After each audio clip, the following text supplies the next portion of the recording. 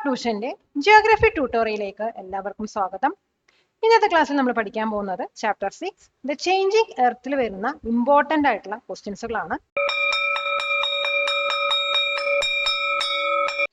Question: what is the difference between epeirogenic and orogenic movements? എപ്പിറോജനിക്കും orogenic മൂവ്മെന്റ്സും തമ്മിലുള്ള difference എന്താണ്? എർത്ത് ക്രസ്റ്റിനകത്തുള്ള ഒരു ലാർജ് പാർട്സിന്റെ അപ്ലിഫ്റ്റ് അല്ലെങ്കിൽ സിങ്കിങ്ങിന് കാരണമാകുന്ന മൂവ്മെന്റ്സ് ആണ് എപ്പിറോജനിക് മൂവ്മെന്റ്സ് എന്ന് പറയുന്നത്. അപ്പൊ ഈ ഒരു മൂവ്മെന്റ് സമയത്ത് എർത്ത് ക്രസ്റ്റിനകത്ത് ഒരു നേരിയ ബെൻഡിങ്ങോ അല്ലെങ്കിൽ ഫോൾഡിങ്ങോ സംഭവിക്കുന്നുള്ളൂ. അതേസമയം ഓറിയോജനിക് മൂവ്മെന്റ്സ് എന്ന് പറയുന്നത് മൗണ്ടെയിൻ ബിൽഡിംഗ് പ്രോസസ്സാണ്. അതായത് ഒരു മൗണ്ടെയിൻ ഉണ്ടാവുന്ന ആ ഒരു പ്രോസസ്സാണ് ഇതിനകത്ത് വരുന്നത്.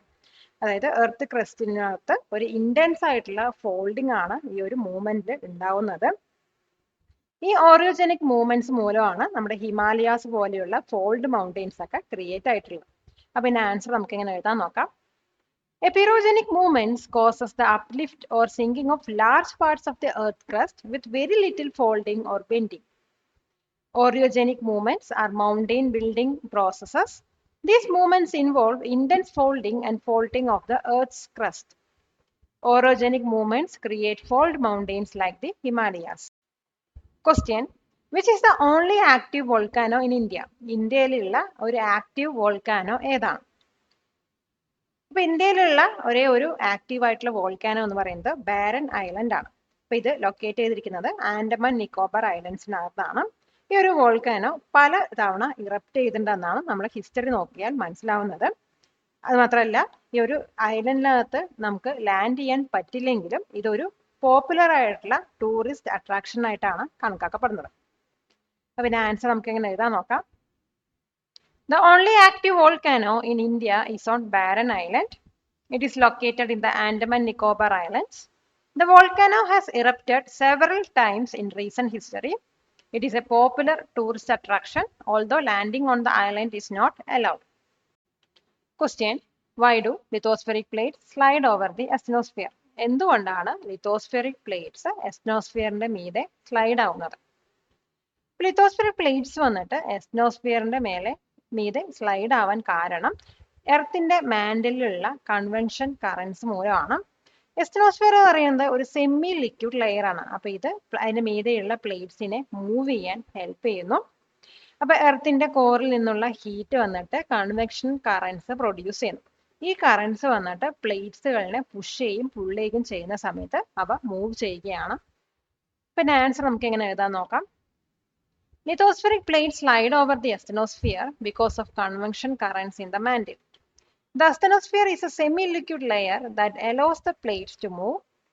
Heat from the Earth's core drives the convection currents.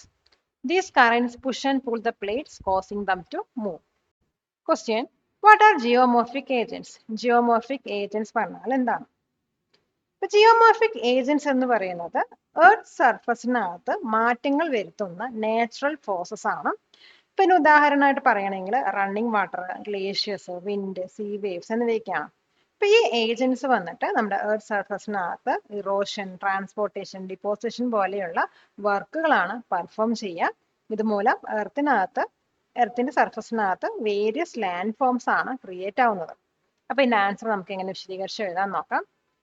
Geomorphic agents are natural forces that change the Earth's surface. They include running water, glaciers, wind, and sea waves. These agents perform the work of erosion, transportation, and deposition. They create various landforms on the Earth. Question: list the driving or causative forces of exogenic movement. Exogenic movement driving അല്ലെങ്കിൽ causative force list ചെയ്യുക.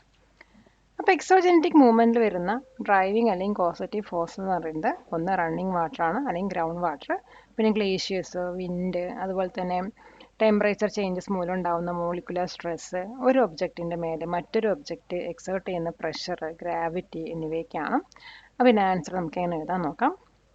Slope formed on the earth surface, gravity, the pressure exerted on a object by another object, molecular stress due to temperature changes, running water or groundwater, glaciers and wind, different chemical actions.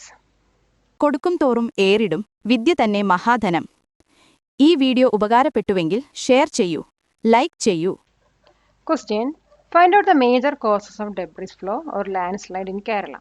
കേരളത്തിലുള്ള ലാൻഡ്സ്ലൈഡിൻ്റെയും debris ഫ്ലോയുടെയും major causes find ചെയ്യാം. ഇപ്പോൾ കേരളത്തിലുള്ള ലാൻഡ്സ്ലൈഡിൻ്റെയും debris ഫ്ലോയിൻ്റെയും major causes എന്ന് പറയുന്നത് ഒന്ന് ഹൗസിൻ്റെയും റോഡ്സിൻ്റെയൊക്കെ unscientific construction ആണ്. പിന്നെ വരുന്നത് സ്ട്രീംസിൻ്റെ നാച്ചുറൽ ഫ്ലോയിൽ വരുന്ന ഇൻട്രപ്ഷൻ ആണ്. പിന്നെ വരുന്നത് ഡീഫോറസ്റ്റേഷനും ഇൻറ്റൻസ് റെയിൻഫാളും ആണ്. അപ്പോൾ ഇതിൻ്റെ ആൻസർ നമുക്ക് എങ്ങനെ എഴുതാൻ നോക്കാം. The major causes of debris flow or landslide in Kerala are unscientific construction of houses and roads, interruption of the natural flow of streams, intense rainfall and deforestation. Question. What are the two main types of earth movements? രണ്ട് type of earth movements ഏതൊക്കെയാണ്? അപ്പോൾ earth movements രണ്ട് main types ആണുള്ളത്. ഒന്ന് എൻഡോജനിക്കും പിന്നൊന്ന് exogenic movements. ഇപ്പൊ endogenic movements എന്ന് പറയുന്നത് എർത്തിന്റെ അകത്ത് ഒറിജിനേറ്റ് ചെയ്യുന്ന മൂവ്മെന്റ്സ് ആണ്. അതേസമയം എക്സോജനിക് മൂവ്മെന്റ്സ് എന്ന് പറയുന്നത് എർത്ത് സർഫസിന് മേലെ ഉണ്ടാവുന്ന എക്സ്റ്റേണൽ ഫോഴ്സസ് മൂലം കോസ് ചെയ്യുന്നതാണ്. അപ്പൊ ഇതിന്റെ ആൻസർ നമുക്ക് എങ്ങനെ എഴുതാൻ നോക്കാം. The two main types of earth movements are endogenic and exogenic movements. Endogenic movements originate from within the earth. Exogenic movements are caused by external forces on the earth's surface. Together, they shape the landforms we see around us. Question. What are endogenic movements? Endogenic movements പറഞ്ഞാൽ എന്താണ്? Endogenic movements വന്നിട്ട് എർത്തിന്റെ ഉള്ളിൽ നടക്കുന്ന forces മൂലം ഉണ്ടാവുന്ന movements ആണ്. ഇപ്പൊ ഇതിനെ മെയിനായിട്ട് രണ്ട് ടൈപ്പ് ആയിട്ടാണ് ഡിവൈഡ് ചെയ്യുന്നത്. ഒന്ന് ഡയോസ്ട്രോഫിക് മൂവ്മെന്റ്സും മറ്റേത് സഡൻ മൂവ്മെന്റ്സും. പിന്നെ എക്സാമ്പിൾസ് ആയിട്ട് പറയുകയാണെങ്കിൽ mountain formation, earth quakes, volcanic eruptions ഒക്കെയാണ്. അപ്പൊ ഈ ഒരു ഫോഴ്സസ് മൂലമാണ് നമ്മുടെ എർത്ത് സർഫസിൽ കാണുന്ന മേജർ ആയിട്ടുള്ള ലാൻഡ് ഫോംസും ക്രിയേറ്റ് ആവുന്നത്. അപ്പൊ ആൻസർ നമുക്ക് എങ്ങനെ എഴുതാൻ നോക്കാം. Endogenic movements are caused by forces inside the earth. They are divided into slow movements, diastrophic and sudden movements. Examples include mountain formation, earthquakes and volcanic eruptions. These forces are responsible for creating major landforms. Question. What are exogenic movements? Exogenic movements പറഞ്ഞാൽ എന്താണ്? Exogenic movements എന്ന് പറയുന്നത് earth സർഫസിലുള്ള forces മൂലം ഉണ്ടാവുന്ന movements ആണ്. ഇതിന് example ആയിട്ട് പറയണമെങ്കിൽ weathering, erosion, transportation, deposition, mass വാസ്റ്റിംഗ് എന്നിവയൊക്കെയാണ്. അപ്പൊ ഈ ഒരു പ്രോസസ്സ് മൂലം നമ്മുടെ ലാൻഡ് സർഫസിനകത്ത് പുതിയ ലാൻഡ് ഫോംസ് ആണ് ക്രിയേറ്റ് ആവുന്നത്. പിന്നെ ആൻസർ നമുക്ക് ഇങ്ങനെ എഴുതാൻ നോക്കാം.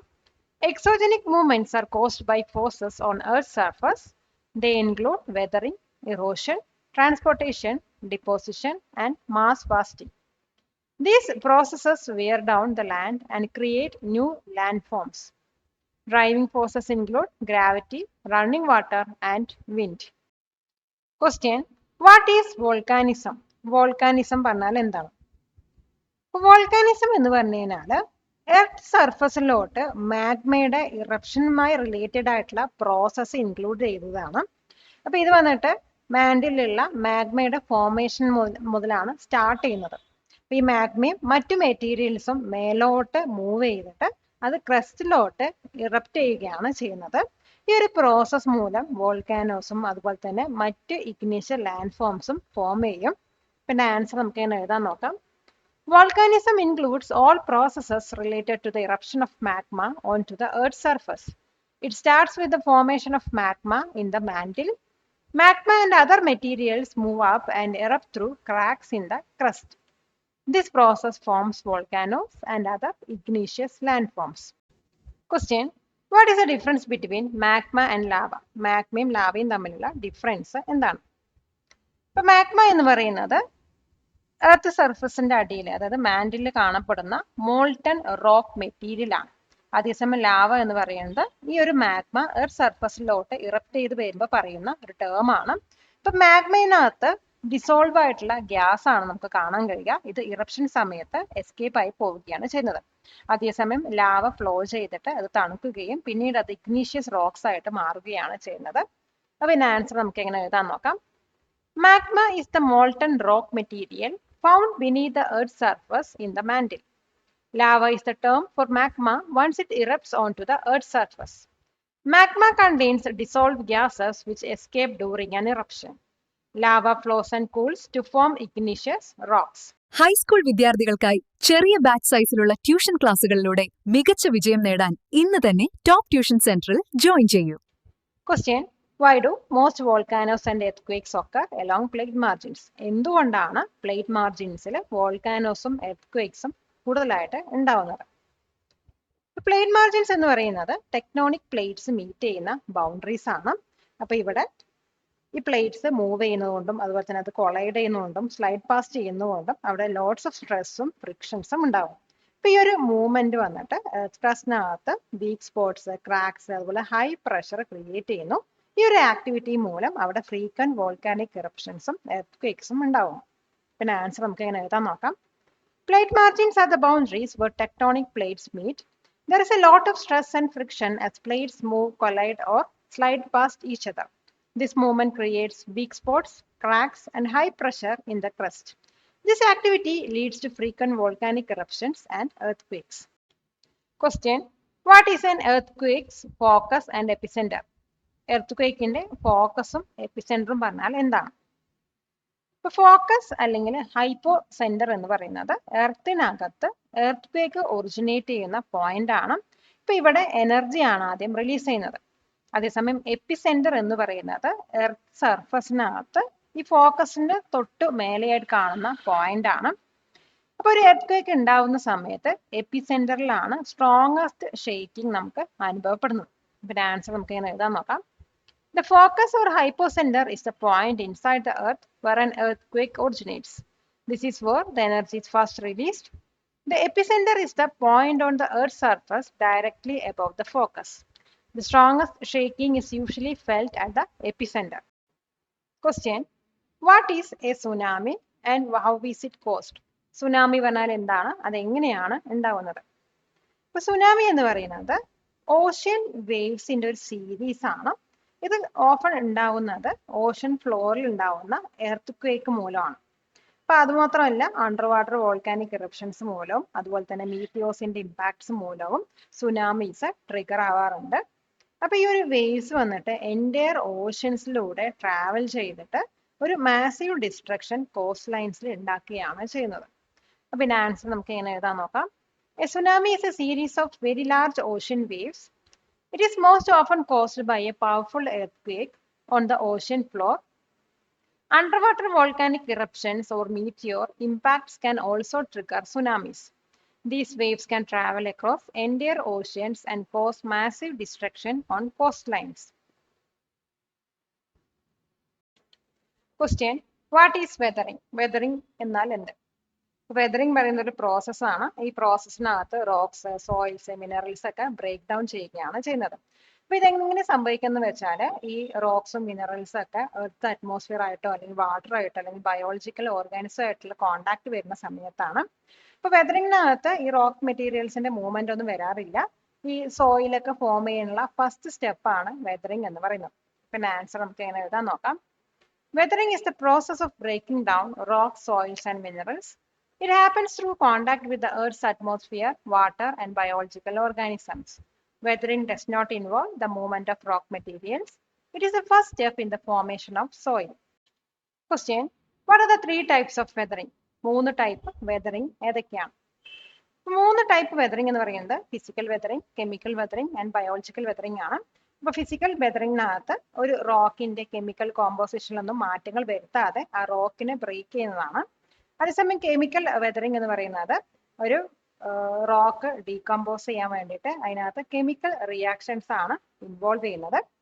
മൂന്നാമത്തെ ബയോളജിക്കൽ വെതറിംഗ് ആണ്. ബയോളജിക്കൽ വെതറിംഗ് വന്നിട്ട് പ്ലാന്റ്സ്, അനിമൽസ് പോലെയുള്ള ലിവിങ് ഓർഗാനിസത്തിന്റെ ആക്ടിവിറ്റീസ് മൂലം ഉണ്ടാകുന്നതാണ്.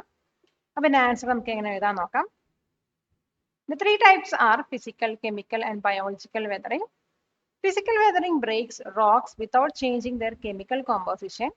Chemical weathering involves chemical reactions that can decompose rocks. Biological weathering is caused by the activities of living organisms like plants and animals. Subscribe to this channel for more videos like this. Question: What is mass wasting? Mass wasting പറഞ്ഞാൽ എന്താണ്? ഇപ്പൊ mass വാസ്റ്റിംഗ് എന്ന് പറഞ്ഞു കഴിഞ്ഞാൽ സ്ലോപ്പിലോട്ടുള്ള റോക്സിന്റെയും സോയിലിന്റെയും ഒക്കെ movement ആണ്. അപ്പൊ ഇതിന്റെ കാരണം പറയുന്നത് ഫോഴ്സ് ഓഫ് ഗ്രാവിറ്റി ആണ്. ഇതിന് ഉദാഹരണമായിട്ട് പറയുകയാണെങ്കിൽ ലാൻഡ് സ്ലൈഡ്സ്, റോക്ക് ഫോൾസ്, ഉരുൾപൊട്ടൽ എന്നിവയൊക്കെയാണ്. അപ്പൊ ഇതിന്റെ ആൻസർ നമുക്ക് എങ്ങനെ എഴുതാൻ നോക്കാം. Mass wasting is a movement of rock, debris or soil down a slope. It is driven by the force of gravity. Examples include landslides, rock falls and debris flows, that is urulpottal. The speed can range from very slow creep to very fast avalanches.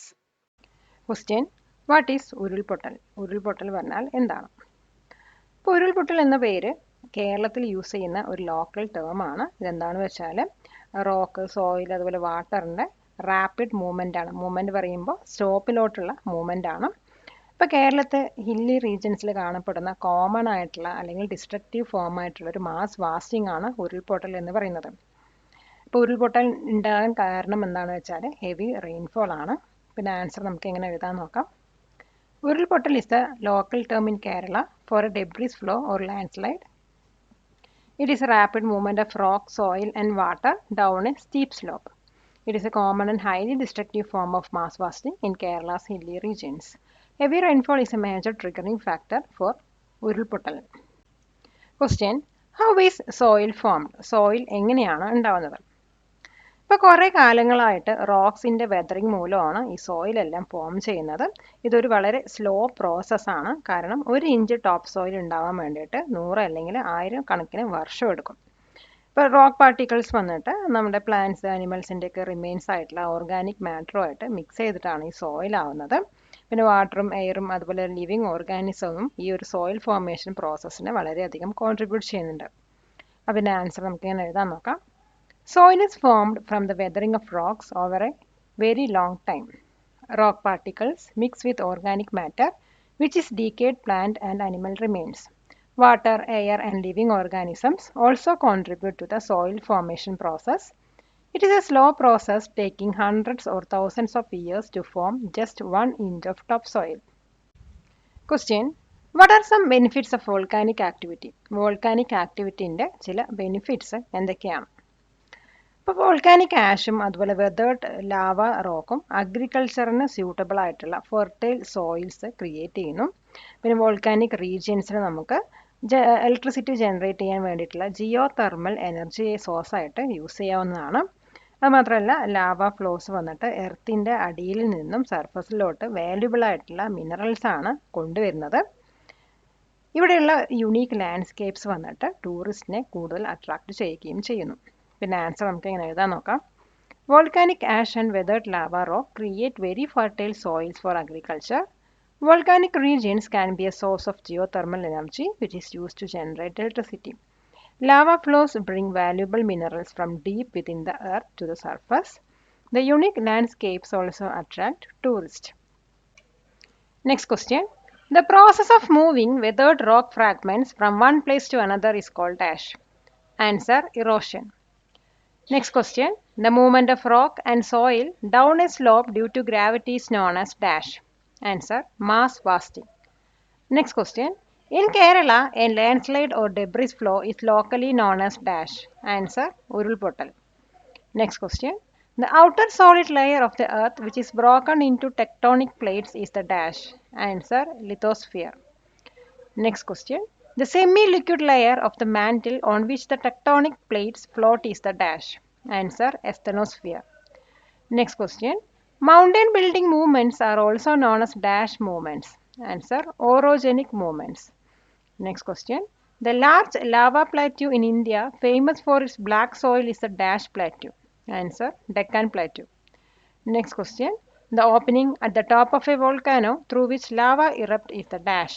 Answer: crater. Next question. A situation that poses a threat to life, property or the environment is called a dash. Answer: hazard. Last question. The down-dropped block of the Earth's crust between two faults is called a dash. Answer: graben. Next നമ്മൾ പഠിക്കാൻ പോകുന്നത് one word questions അല്ലെങ്കിൽ fill in the blanks type ക്വസ്റ്റ്യൻസുകളാണ്. Question. The movements that originate from within the earth are called dash movements. Answer: endogenic movements. Next question. The movements caused by external forces on the Earth's surface are called dash movements. Answer: exogenic movements. Next question. Molten rock material found beneath the Earth's surface is called dash. Answer: magma. Next question. When molten rock erupts onto the surface, it is known as dash. Answer: lava. Next question. The point within the Earth where an earthquake originates is called the dash. Answer: focus. Next question. The point on the Earth's surface directly above the focus of an earthquake is the dash. Answer: epicenter. Next question. The instrument used to record earthquake waves is a dash. Answer: seismograph. Next question. The scale used to measure the magnitude of an earthquake is the dash scale.